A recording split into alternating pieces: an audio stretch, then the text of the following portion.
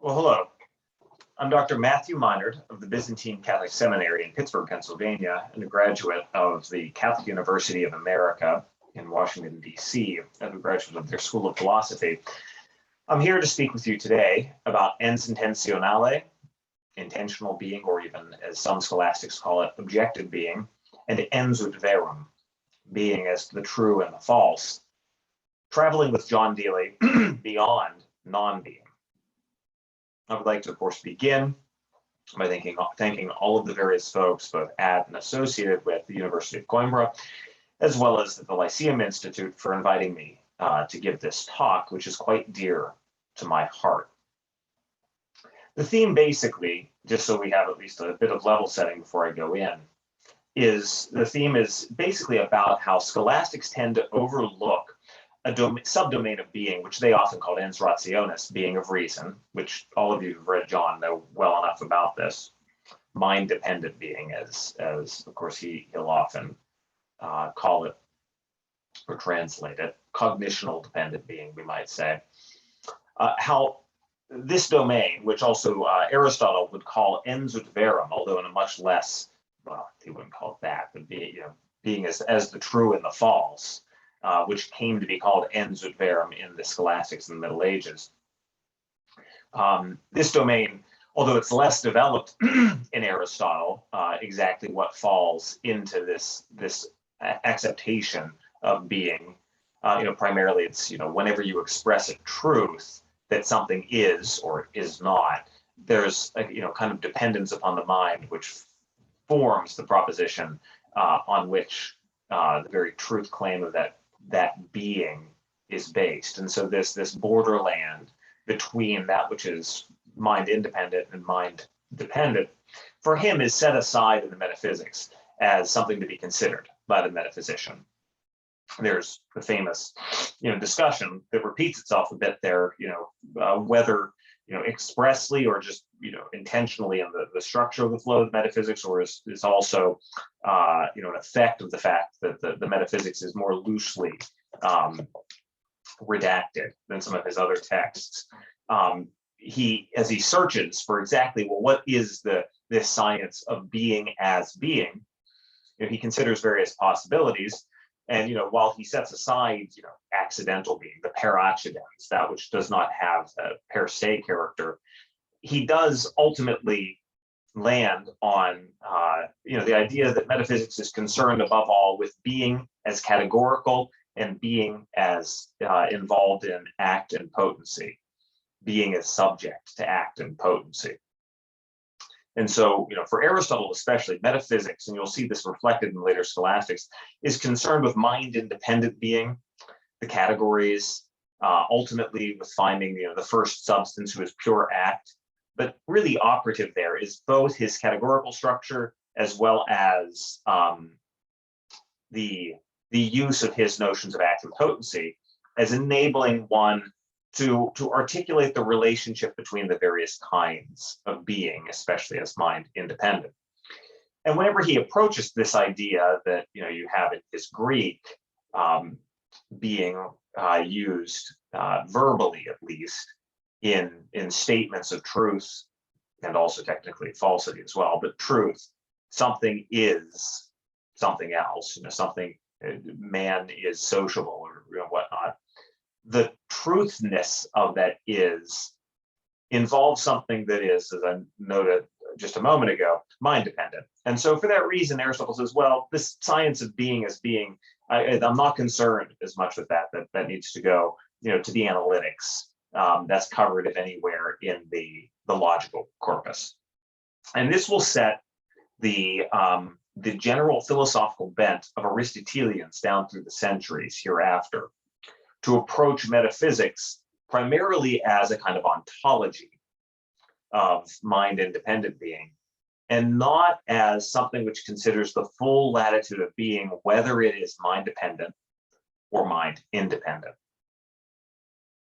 And this is in the end, I think, what creates a kind of blindness to ens rationis, to mind-dependent or cognition-dependent being. And it was John's thought that put me onto this.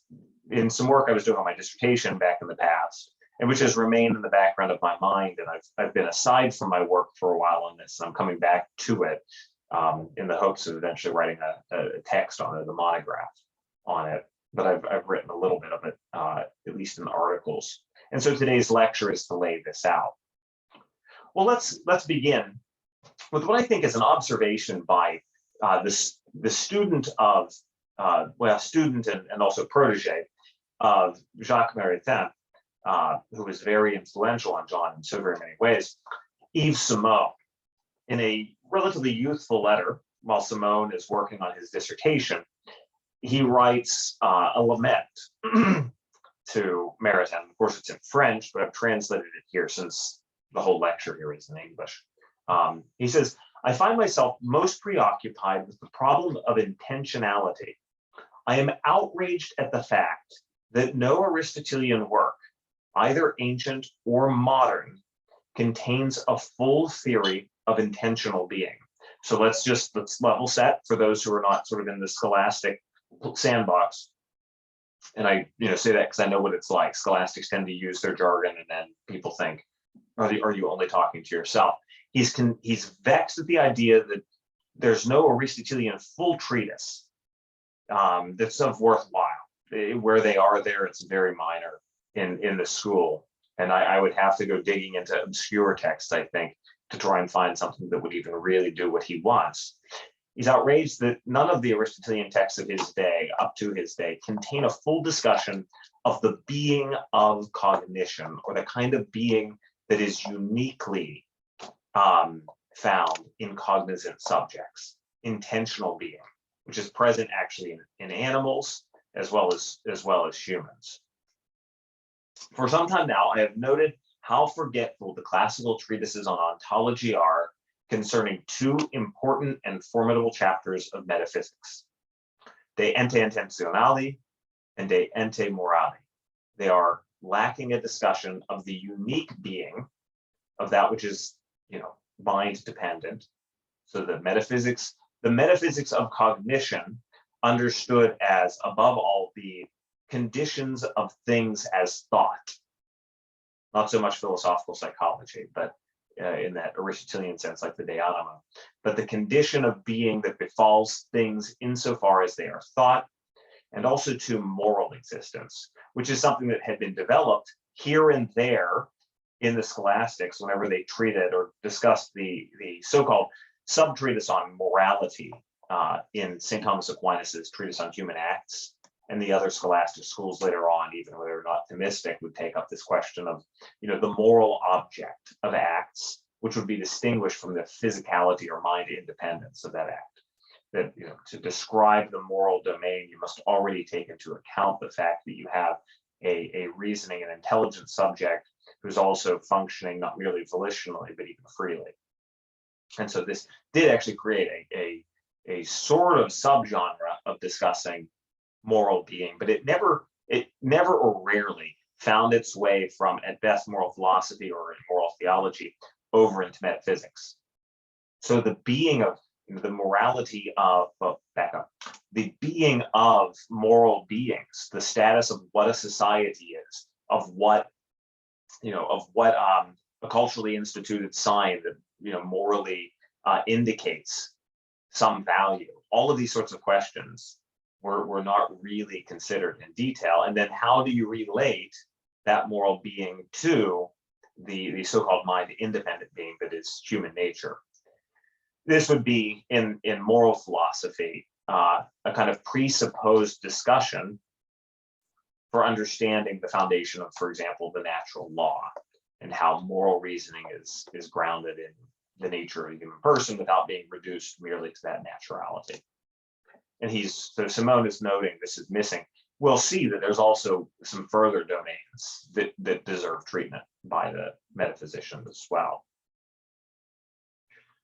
Now the question becomes, can Aristotelianism, though, in its, not in its historical reality, but in the vitality of its principles, can it articulate such an affair? Well, John thought early on in his career even that this is, not only possible, but even in a sense was begun. for those of you who've read, and I'm sure that some of you, and of course, are I know that some of you are far better scholars thereof, of Heidegger, and of course, John's treatment of Heidegger early on. For those of you who've read that, you should know that John answers in a very affirmative fashion about this. He basically lays out in his text from his dissertation, the tradition via Heidegger, a certain reading of Heidegger as being concerned above all with articulating what we could call the structure of intentional existence. That one of the great leitmotifs, really from the time of Heidegger's work on Scotus onward, is the attempt phenomenologically to articulate the very being of beings as they are cognitionally experienced. And hence it's an attempt to give an articulation to intentional existence as such. And throughout the text, on occasion, John, of course, still having, all the training he had from his days as a Dominican, feels the need to say, well, can this be integrated into the Aristotelian tradition? And he thinks actually, yes. Above all, because Aristotelian metaphysics, thankfully, is not limited to the mind independent, even if Aristotle and the Aristotelians, especially after Suarez, but really even before Suarez just hardens it because of the way he talks about the subject of metaphysics. That Aristotelian metaphysics is not concerned merely with the mind independent, but also with act and potency. And insofar as, and I would add actually, the per se and the per accidens and the act and potency structure the whole of, we could say, like the highest levels of the principles in the light in which one articulates what is the being of things. You have the tools in hand to refashion from within the Aristotelian tradition. And so John says that although the intentional as such is not categorical, because relations, of course, are not categorical, relation as such, as we all know, relation is independent to being real or not real, and hence is not intrinsically predicamental or categorical. He says, if the intentional order does not formally touch the entitative order and the particular kind of act-potency relation known as substance and accident composition, yet it does permeate it through other modes of act-potency composition. And this is especially true in the case of semiosis, which is objective vicarious formal causality, extrinsic. It's like extrinsic or objective extrinsic vicarious formal causality, or whichever order we want to put that in. Which is to say, in other words, that act and potency analysis as such cannot be reduced to substance accident ontology, and that it is the former, not the latter, which provides the genuine categories of a first philosophy, that is, of metaphysics. For, as you know, to keep us sort of within John's world, the activity of signs can be parsed by an Aristotelian vocabulary of act and potency. The constituting of things as objects can be explained in terms of act and potency. And therefore, we have the means within this sort of basic analytic framework of Aristotle for setting up a broader approach to metaphysics, which does not merely limit itself to the mind dependent, or I'm sorry, the mind independent. So let's level set, and then I'm just going to walk us through kind of stuff that some of you, of course, know, but now to just present it in a perhaps different arc that gets us somewhere that John himself did not quite get to. And from my context of talking to him personally, he was in agreement with, but it just was not quite the way he was looking at things, because he kind of came at this just from a slightly different perspective. But I think that they're actually harmonious, and I only got to know John sort of as his powers were waning, and so I wish I could have had more years to discuss these with him. But the basic issue comes down to this then. Metaphysics, in a sense, really, if it's going to do the full layout of what is it that is the being of not only things, but the being as experienced by humans, or being as experienced by humans, metaphysics must be a unified discussion of at once mind-independent and mind-dependent being. And what's moreover the case, mind-dependent being should not be thrown away as a kind of shadow of being. So the third point actually probably is more appropriately the second. The majority approach taken by scholastics was to take that which is mind-dependent, be it a relation of reason, a rationate relation, or a negation or privation. That's sort of all the further they would go. And they would say, well, that stuff is effectively a kind of, at best, shadow of the kind of hard and fast being that substance and quantity and quality, etc., are. And so you'll find at the end of Suarez's metaphysical disputations, you'll find in the later manuals of philosophy from the 17th, 18th, 19th century, a treatment of a couple of these bits about intentional being and objective being, but effectively, just to say enough about relations of reason, relationes rationis, and negations and privations on the model of what they're already getting out of Aristotle, and then kind of structured on how, for instance, Suarez does this, and that's it. But for instance, a discussion of what is the being of a book, what is the being of a society, what is the being merely of, well, yes, Heideggerian will say a hammer. What is the being of a yard versus merely grass growing? I don't even want to say a field, right?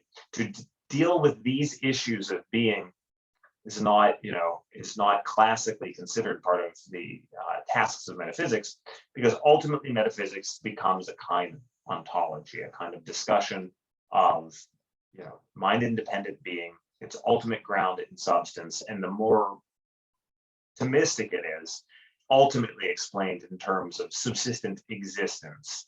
So developing the Aristotelian line beyond Aristotle to the distinction between essence and existence. That's about as far as one gets. Now, that's not to say that this was not felt, this issue was not felt by the scholastics.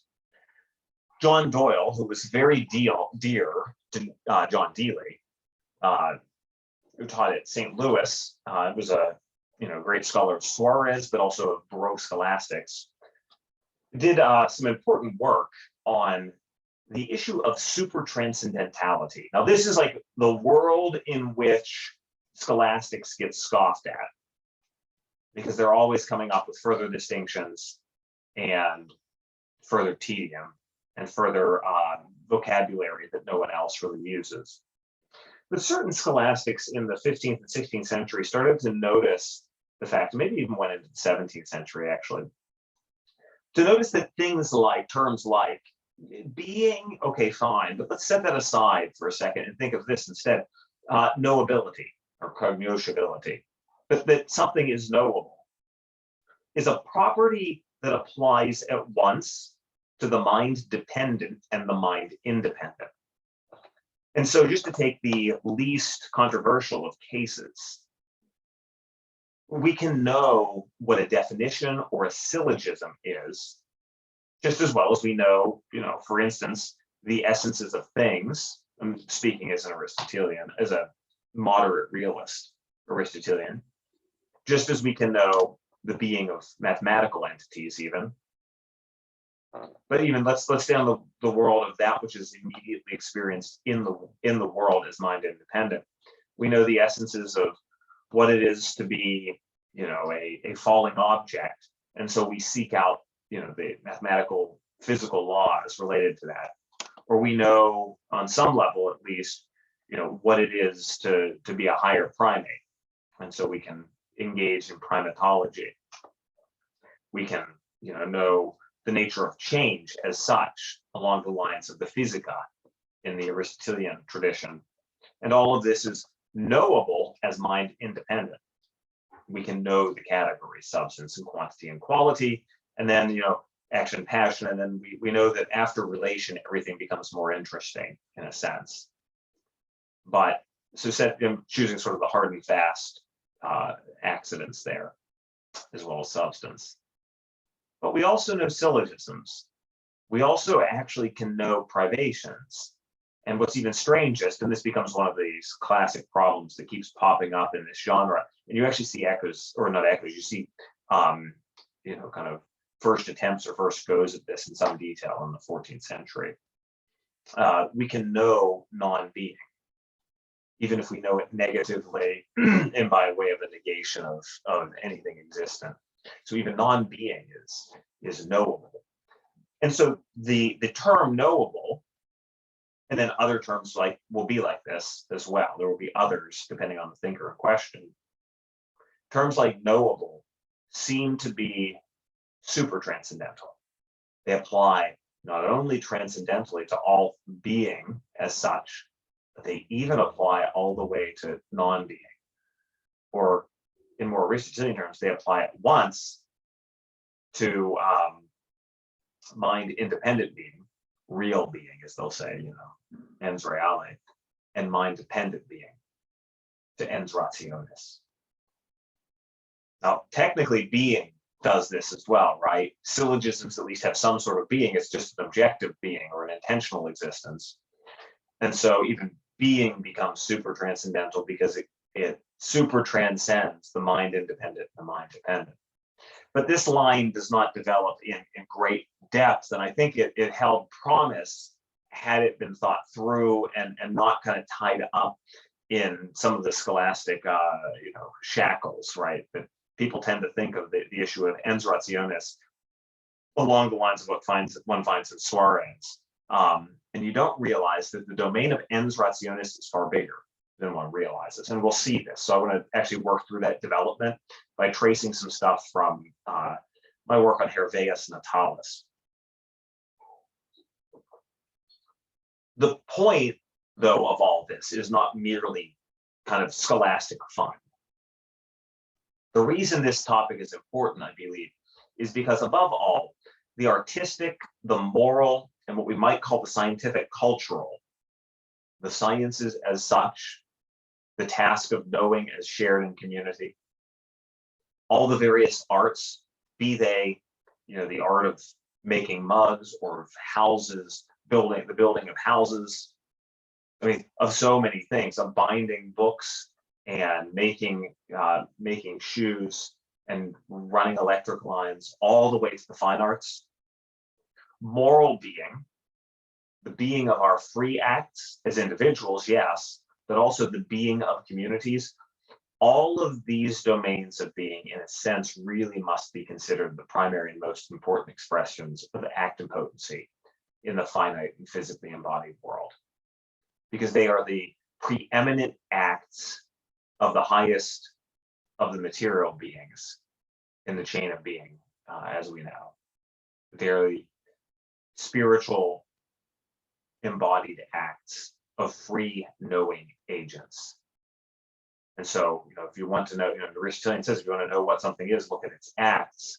We need to then take into account, well, if those acts then are intentional in character, we need to understand the relationship between the mind dependent and then the mind independent that provides the very foundation and conditions for the possibility of the intentional as such. And that's one of the most important of all things one can do in metaphysics. Let's work ourselves up to this by considering some bad ways of doing the breakout of being, which we've already kind of indicated. So this is the sort of normal on the whole, especially based on the text of metaphysics, way of scholastics use for dividing up being.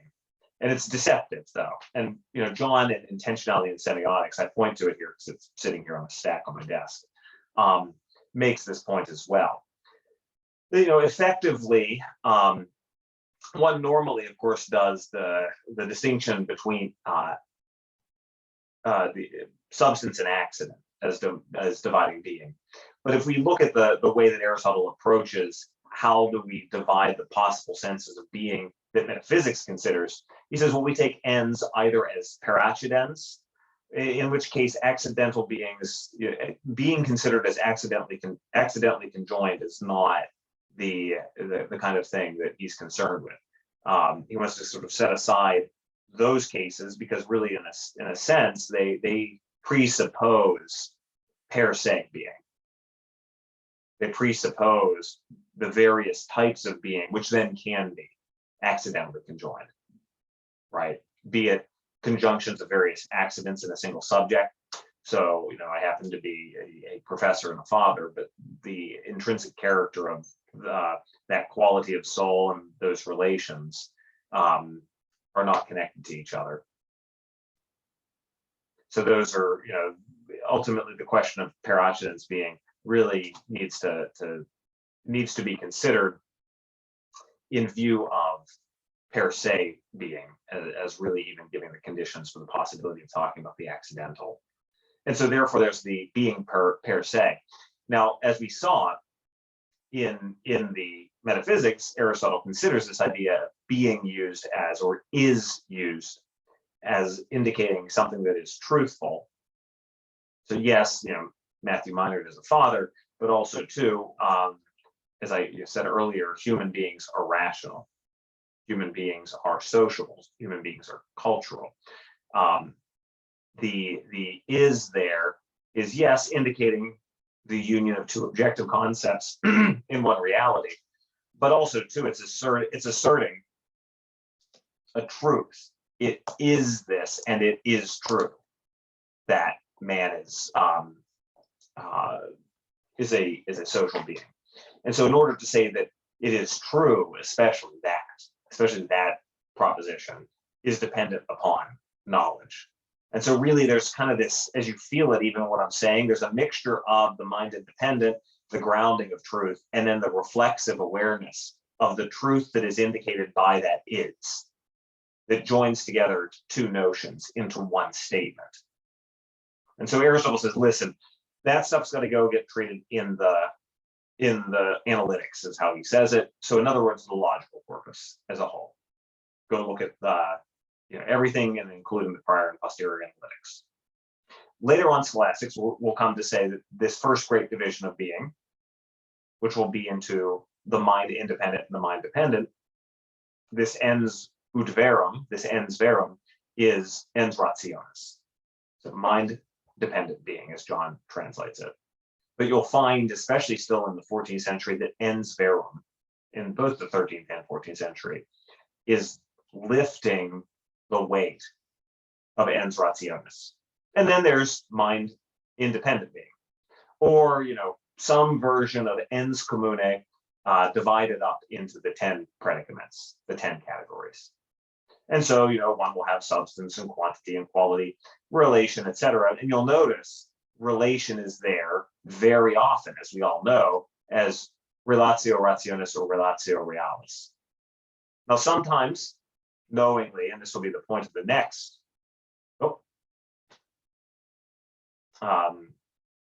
little diagram, scholastics are at least better aware of the fact that relation has a unique character that renders it indifferent to being in a subject or not. We'll say, well, let's take the Aristotelian breakout as it is. We'll set aside for the consideration of being as such accidental things, because that's derivative upon the discussion of that which is per se. And then within the per se, the real will be, yes, the predicaments, and it will be relation, but it will be real relation. So you'll start to find this. I mean, all the steps of this are already quite clear in the time of St. Thomas Aquinas and in his writings, but you'll find this in particular in Hervaeus Natalis' treatise on second intentions. He's aware of this as well.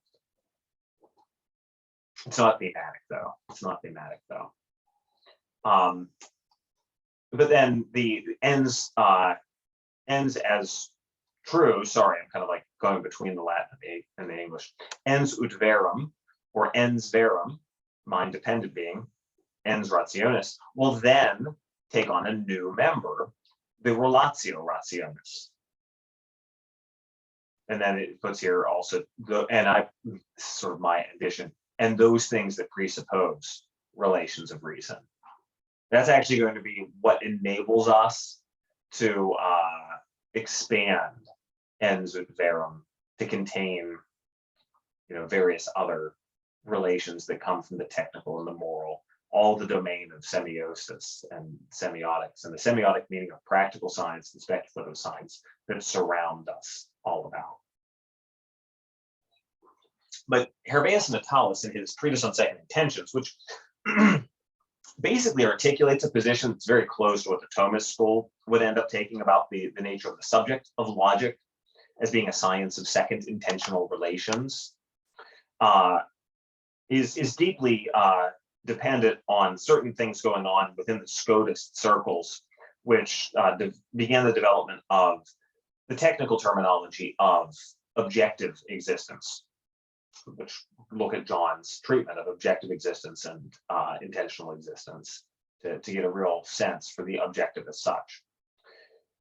And so within the sciences of the schema of the scholastics, logic would be a science whose object actually falls outside of real being and will be an ens rationis, because it's a kind of being that is dependent upon reasoning, even if it is grounded in some way in the psychological makeup that we have as humans. So just to give an example of this, because I realize, as I've sometimes talked to people about this, some folks have not thought through this from a scholastic perspective. The classic way to think of this was, and this is what comes through in Herbaeus's treatise, although he'll go on in the way that I'll show in the next slide. The classic way to deal with this is to think of the predicables from Porphyry, right? Porphyry writes the Isagoge saying, well, we need to have a kind of introduction to the introduction to the logical corpus. We need something to basically explain to us these relationships which exist up and down a given category. Right, and so of course there's the famous Porphyrian tree with substance, living substance, animate. Well, it's animate substance. I guess substance, bodily, living, sensate substance, and then human, man as rational as the rational animal. And that kind of hierarchized tree of genera and species, makes one aware of the fact that there are certain relationships that fall to things as thought, and this develops out of the Topics of Aristotle, and those relationships need to be considered as regards all their properties. And as you know, I'm sure a lot of you have taught the Isagoge that Porphyry goes through in detail how species is like genus but different than genus, and species is like quality. It's like qualification, a specific difference, but very different from a specific difference. And so he compares all of the various predicables, genus, species, proper accident or property, common accident or accident, specific difference, to each other is to show their properties. So for instance, genera have the property of having a greater extension than does the species. And so a mind-independent thing, and this is, Herbaeus Natalis makes this point, because he's trying to really be clear about what he thinks logic is, can be objectifiable in many different ways. Human nature can be considered as a visible substance, or even just as a bodily substance. Man can be considered as animal, as qualified, as colored. Then there's this idea of the color is black as concentrating light, as black. And so he goes through and then gives some of these. Nice sketch out here all the various second intentional relations. The human nature considered as animal is related to colored as a kind of common accident. So if we were to define the human as, well, a colored animal, we would have a definition by way of accident. This idea of accidental definition or descriptive definition develops in the later Aristotelian logical discussions. Whereas, if we were to define on the Aristotelian sort of terms of science, the color black as, that which is the colored or the concentrating colored. That would be the definition of what it is to be the color black as a quality. An example that would be for animal would be a cognizing, a sense cognizing living being, right? So sense cognizing is a specific difference to living being, which then helps us to define that which animal is. And so all of these various relationships that can exist between things as thought, but relationships which are based not upon our institution of the relationship, as happens in cultural entities of all sorts, but rather as based upon the natural aptitude of our intellect to define things as known, those relationships are called second intentions by the later scholastics. But of course, there's a lot more that our intellect does or our mind does as we discursively attempt to know things. And so let's look here. Pay attention right here for now, and then we'll come back to the rest of this diagram. Our activity of defining, which the scholastics call the first operation or first act of the intellect, involves all kinds of various relations, as we saw, species and genus, as well as, properties of what it is to be a species, for example, is to be inferior to a genus. So that's a relational property of being a species.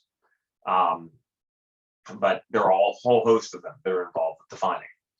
Just as whenever we teach in logic, square of opposition, what we're actually doing in scholastic terms is teaching the way that various complex propositions are formed, and then how they're related to each other by way of contrariety, subalternation, truth and falsity is, in a sense, a second intentional relationship.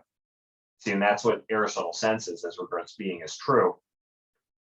And so these are the various ways that complex subject-predicate statements are formed as relationships of subject and predicate, and then are related to each other as well, as we see in a case like contrariety, for example, or contradictoriness. And then also, there are ways that subjects and predicates are related to each other through a middle term, which would be the activity of the third act of the intellect, discursive reasoning. So we form relationships between propositions in their relationship to a conclusion, but then most profoundly, the subject and predicate of the conclusion itself as a kind of relationship that is mediated by a middle term in discursive reasoning through a number of statements in a given syllogism or polysyllogism that reaches the conclusion. And so all of these various relationes rationis, or mind-dependent relations, are the entire domain of what is studied in logic. So now let's step back and think of our earlier diagrams, right? There was this one. And so we had, looking for the subject of metaphysics. There's being, it's not here, but it's the ends per se, but it's not this one, it's the stuff here that's mind independent. But now that section is this here. So Aristotle and the Aristotelians will say there at least can be sciences of these things, of things that are per se. Metaphysics is going to go up here into the mind independent. I'm so used to talking about the mind dependent because it's so important to me. The mind independent. So metaphysics can go up into these kind of discussions of the various categories and the way that they're dependent upon each other, and the way that act and potency can get us up to a discussion of pure act, which is the first mover, or actually the first cause of being. Okay, so there's that line. And then there is, per seity that exists, even in ens ut verum, ens rationis, and above all, what they're aware of in the 14th century is logic. And so logic is this domain. Those relationships that can be formed between things as thought in a way which is basically constitutionally dependent upon the nature of what our intellect is in its relationship to the world, but in a way that you have real properties, such that you can teach logic as a science. There are certain properties that to be a genus has. You know, a genus is, as I said, superior. It's predicated in quid and not in quali. So how it's involved with a specific difference in a definition. And of course, as we know, for anyone who's taught syllogistic validity, syllogism has, you know, properties befalling it depending on whether or not it's valid or not. And then also too, there's what is it to be a scientific syllogism, and what are the conditions thereof, and so forth. Now, Hervaeus, and he's pushing to the far distance of what he could do here. He notes there are other particular ens rationis as well, which, you know, they're there because our mind has to make distinctions when we know certain realities, especially ones that are, you know, either above our capacities, you know, our knowledge of God, or even when we reason through things like mathematical entities and other things. So, for instance, the start and the finish of a line, the distinctions among the divine attributes. We take something like even the transcendentals. The distinction among the transcendentals is a ens rationis. So we understand God as the highest truth and the highest goodness. For a scholastic, especially for a Thomist, they're going to say that distinction isn't real in God. It's only something that's there subsequent to our cognition of God. There's at best a kind of objective ordering of those concepts in relation to each other. But he said those aren't things that follow logic or any particular science. It's just if you're doing like natural theology, you talk about, you know, the application of relations of reason in understanding the divine attributes. You know, whenever you're doing geometry, you know, you talk about how like a point as the start of one segment and the finish of another is really, you know, there's no distinction there between start and finish, because in reality, it's just that one point in the middle of the line segment and so forth. Right? It goes, those things are not treated in a specific science of intentional being, science of mind dependent being. They're just to be kind of set aside as the things that get put in different sciences as they realize that there are at least presupposed mind dependent relationships that we form in understanding even the object of our knowledge scientifically. He also notes, though, that in addition to these, you know, necessary conceptual entia rationis, as well as logical beings, logical relations, there also are the various kinds of entia rationis, mind-dependent being, that fall to the institutional, you know, positing of those notions, right? So depending on, you know, the instituting of by way of both explicit designation as well as just kind of cultural drift, linguistic notions of grammar, right? They're kind of tied up with, you know, the human intellect making choices, you know, so the will and intellect making choices over the course of history to say that not merely is, you know, so if you're in Latin, you know, you're thinking of vir.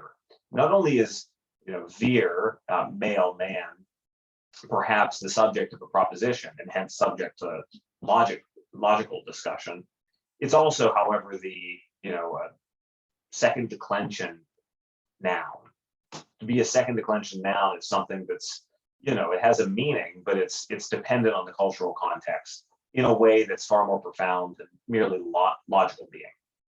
Because in the end, logic is concerned with the properties that things take on as thought, precisely as matching the conditions of our intellect's possibility universally. Logic has this sort of universal scope of looking for the properties of things as thought, universally in a culturally independent sort of way. Now, whether or not this approach is completely valid is, of course, the question to be raised, in the context of especially postmodern discussions today. But from the scholastic background that John's taking into account, this is sort of how people would think of this. Notions of, adjectivality, adverbality, etc. Hervaeus notes this as well. And then also he hints, the idea of contracts and other things too, as being entia moralia. He doesn't really use the term. I call it that here on the chart. And he discusses these as being things that are discussed in ethics, as these are rhetorical being. And he doesn't really indicate all that much more. But that's going to be the nub of, oh my goodness, there's actually a lot of stuff in here that can be considered. So whereas for him, it's kind of like, mind-dependent being is, at least most importantly, logic, and it has its own consistency, and that can be studied. There are other mind-dependent relations that exist, but they're kind of sent out to the other sciences, and so they're kind of reduced to those other ones. And then maybe grammar and rhetoric, right? He's still formed very much by the curriculum. There's more as well hidden there. Other domains of mind-dependent being to be considered. And what we should already begin to see here is that it was a faulty path that was taken by later scholastics whenever they acted as though this whole domain was a kind of, shade of being. Because just merely if one thinks about what a full logic is, so if you take a look at Tilman Petsch, a 19th century German scholastic, if you look at his Logica, or if you look at John of St. Thomas's, you realize, well, that shade of being, that non-being, in comparison with the real being that is mind independent, that whole shadow is quite full, despite the fact that it is supposedly merely the umbra entis. And so you start to think, wow, there are other beings that would be considered even beyond rhetoric and grammar. Then you start to see how broad the domain of mind-dependent being is. So much so that it makes ens reale look small, even though in the end, ens reale, the constitution, especially of the mind and as intellect and will, but also to animal knowing, is the context for the fashioning of mind-dependent relations. And the most important of those mind-dependent relations will be signs. Signs will be by far the most important because they are all throughout our experience. As I sit here, everything in my office is effectively a practical sign, as well as a speculative sign in various ways too, for much of them, but it's a practical sign of a certain structuring of activity that specifies my practical cognition, whether moral or technical, kind of in the sense of techne, broadly speaking, the making, making of things and the using of things. But of course, animals also form, as the later scholastics point out, and as John was always so forceful about, animals form, even if they don't know, ens rationis as well.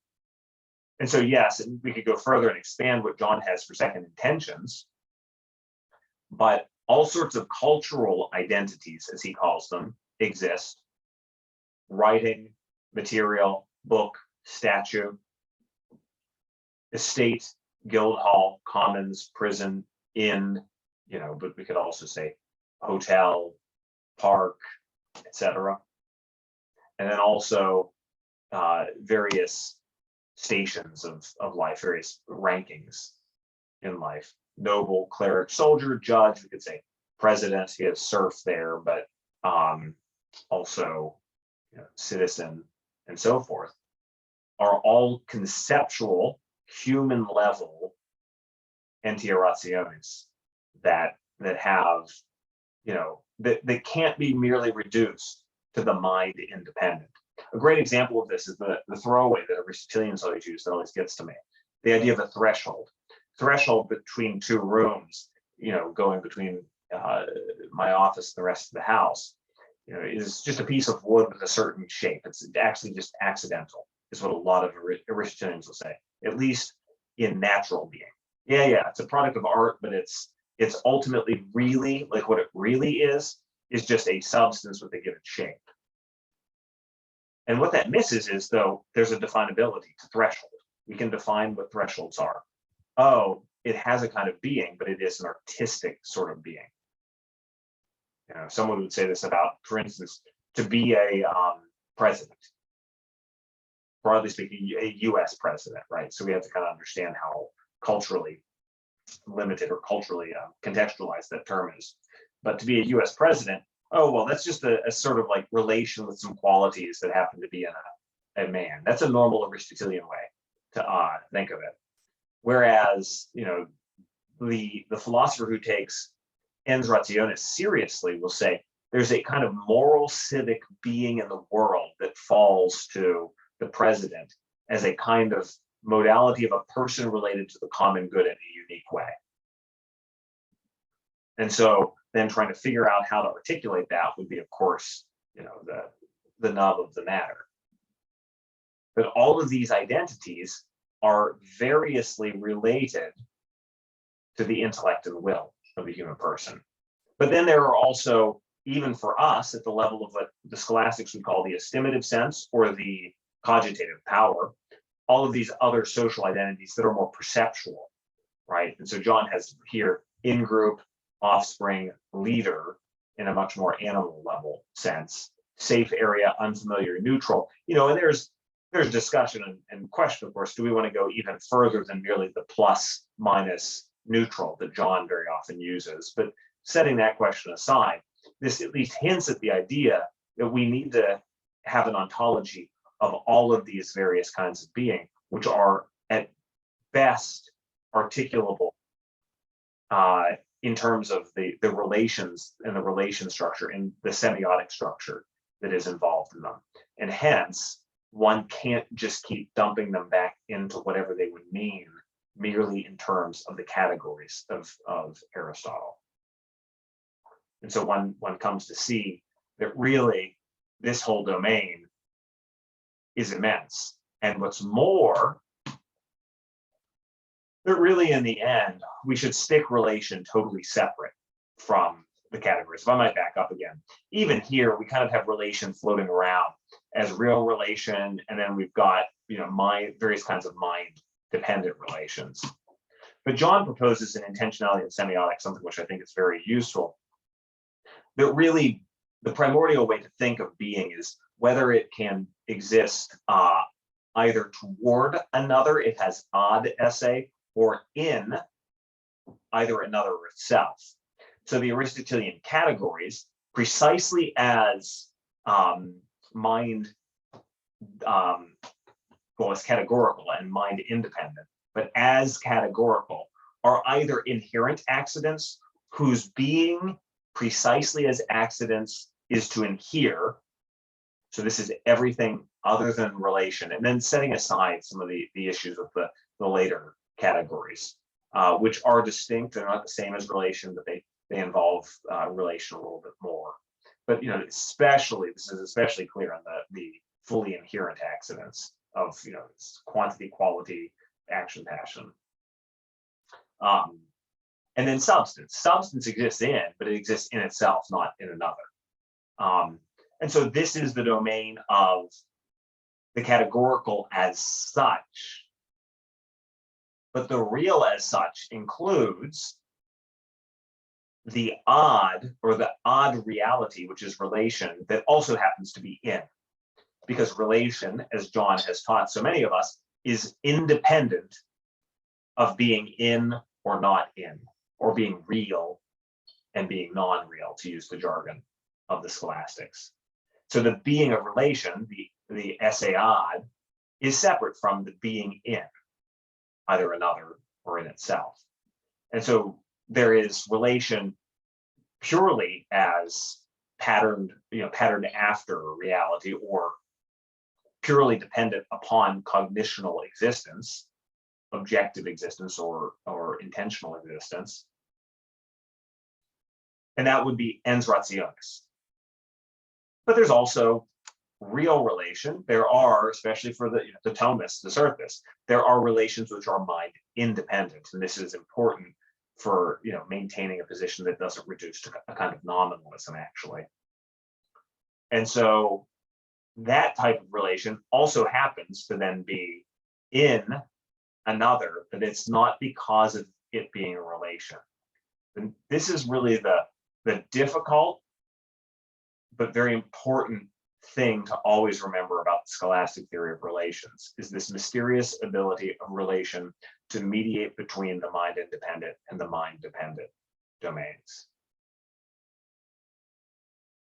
And then he notes that there's the overlapping of relationality as such, relatio secundum esse, and then relatio secundum dici, which is not really a relation in the strong sense of this first division of being. And so I had to set aside the issue of transcendental relativity only because then we get to some rather complex things, but I'm sure that you've got resources for that from John.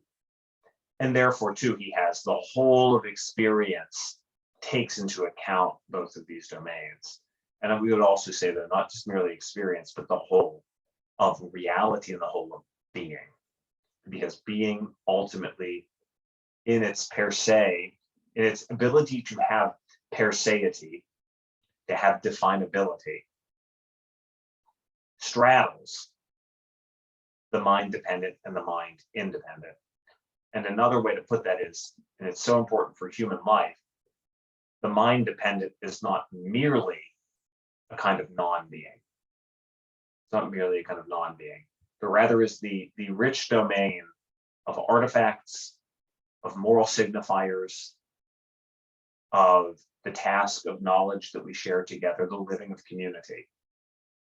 It's all of that which gives really the color to the whole of human existence. And now I'm of the opinion that within the scholastic verbiage, the best way to approach this, though, is a little bit different from this diagram, although the contents of a diagram like this from Introducing Semiotics would need to be taken into account. If within human experience, at least, although we need to take into those perceptual wholes of animals, but within human experience, at least, the great division is fourfold. There's that which is mind independent, and so that's the categorical world of the Aristotelian schema, suitably updated, but still within its basic lineaments kept.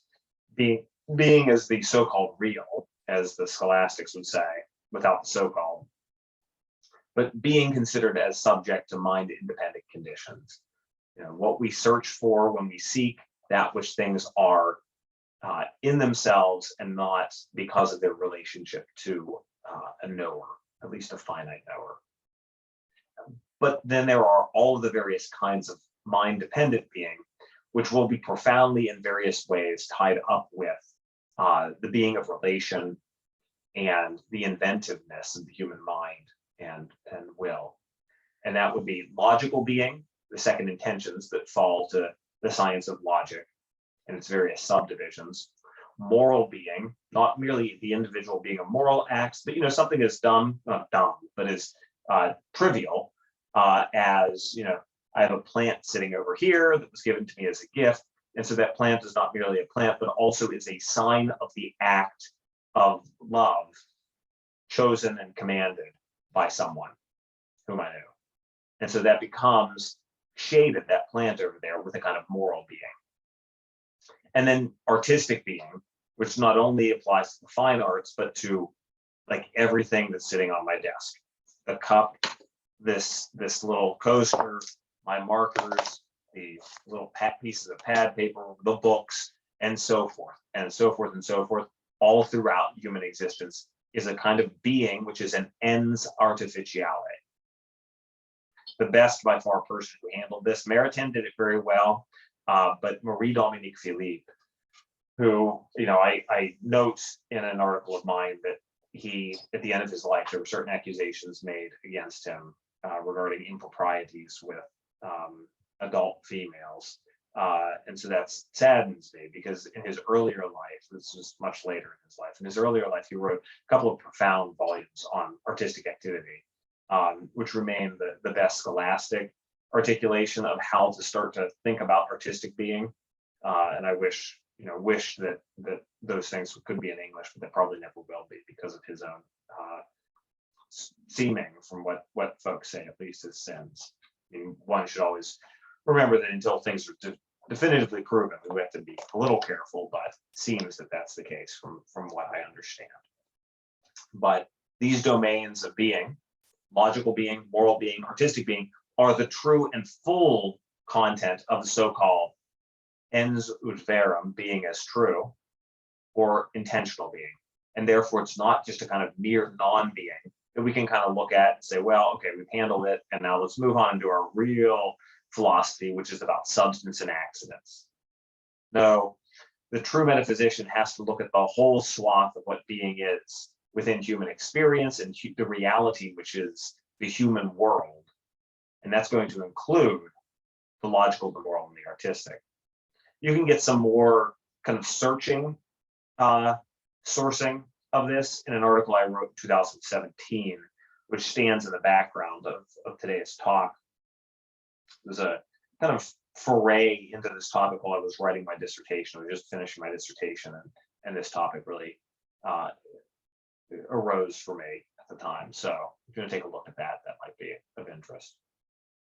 So let's bring ourselves to a close about ens intentionale and ens ut verum, traveling with John Deely beyond non-being. So things to take home is, or things that are necessary maybe for articulating this view of metaphysics, is A, we have to always remember that uniqueness of relation in the Thomist ontology, because that's going to shift the focus of what it means to even speak of being. Because insofar as you speak of being as applying to relation, you all of a sudden realize that the mind independent is not the lodestar of the notion of being, but rather the notion of being straddles at once, the essay odd of relation, and then the categorality of being, as normally talked about by Aristotelians. Very important as well, though, is the notion of exemplar causality and its relationship to the will. This is technically important in matters of logic, but it becomes very important in the moral and artistic world because of the role of human willing in constituting artifacts and moral institutions, and even just moral choices. And so it's very important, actually, too, in trying to understand the nature of practical science, which I'll mention in a second. The great activity that is exercised in this domain is the activity of what's called vicarious objective causality, or vicarious objective extrinsic causality, extrinsic formal causality, which is semiosis. Semiosis, the activity of science as a kind of vicarious objective causality. Very important, though, for semiotics is the discussion of practical science. This is very understudied, and I don't know why John didn't do much of it, because even Maritain, in his sign and symbol, makes this central. And that essay was very important for John. The notion of practical science was developed by the scholastics most directly in terms of the sacraments, because of their treatment of the sacraments as signs.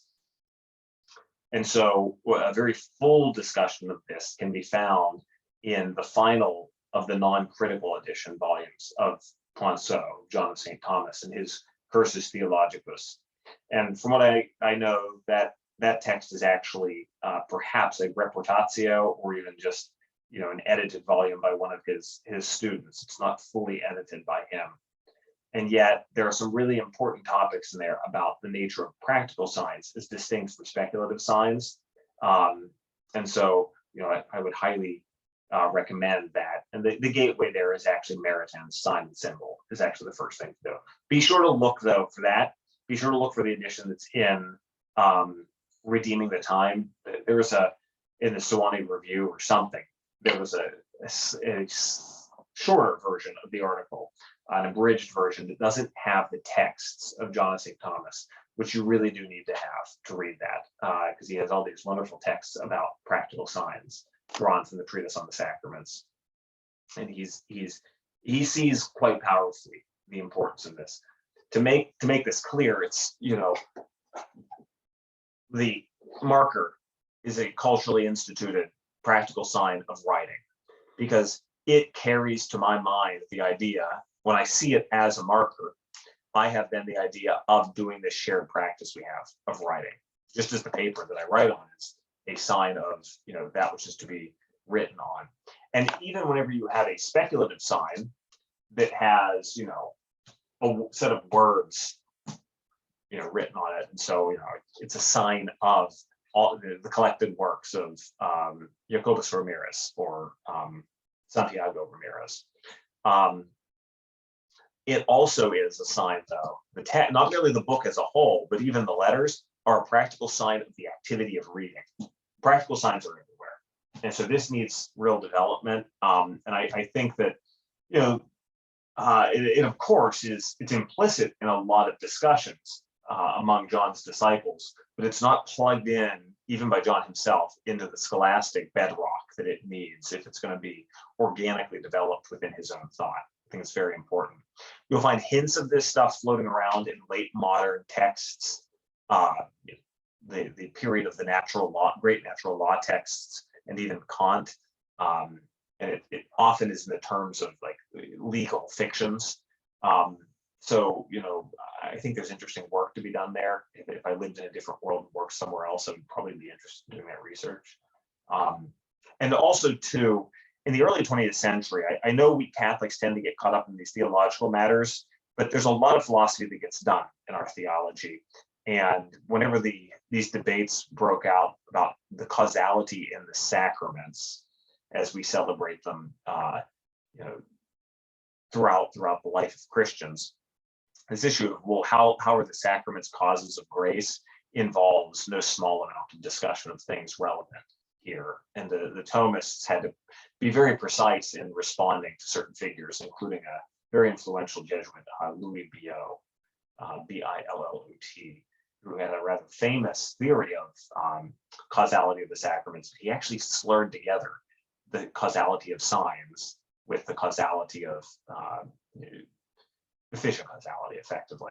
So, you can find interesting things there about practical signification, but the real place to start is that text in Poinsot, in my opinion.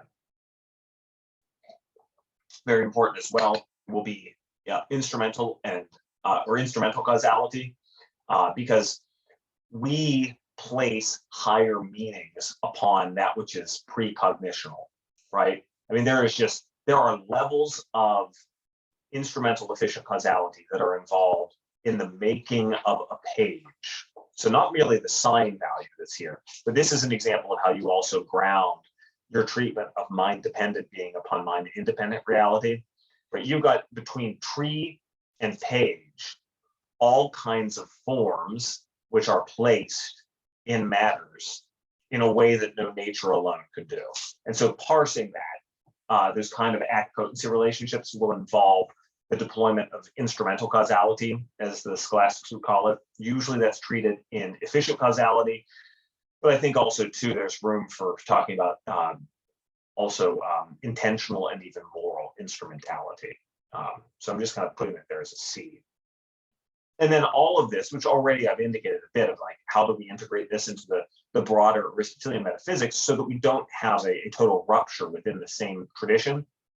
John saw this back in the 70s, that placing actum potency, and then I would add the distinction between the per se and the per accidens, which is at the heart of actually the principle of non-contradiction, if you read the metaphysics at least, by placing those central, the distinction between the per se and the per accidens, and the relationships of the actum potency among various domains of being, you'll find that Aristotelian metaphysics does not have to throw away the whole of what it does. It just finds out that what it had been focusing on was one room in the house, which actually was a much bigger mansion. And so one would find that the principles of metaphysics, of Aristotelian metaphysics, have an applicability that is so much wider than the categorical world that was kind of the primary outlook of Aristotle himself. So I thank you for the time today. It's a little bit laid back feeling. Talks like this, especially when you're talking to a screen, can be a little bit strange. So I appreciate your patience with any of the presentational infelicities. But if you ever want to reach out to me, feel free to contact me. My information is on the website for all of these iOS events this year. And it would be great and happy even to do like a Zoom meeting, something like that, just to chat about these topics. So thank you all of you for watching this and for your support of the work of this year as we remember our dear master, John Deely. And I wish all of you the best, and I thank you for your time.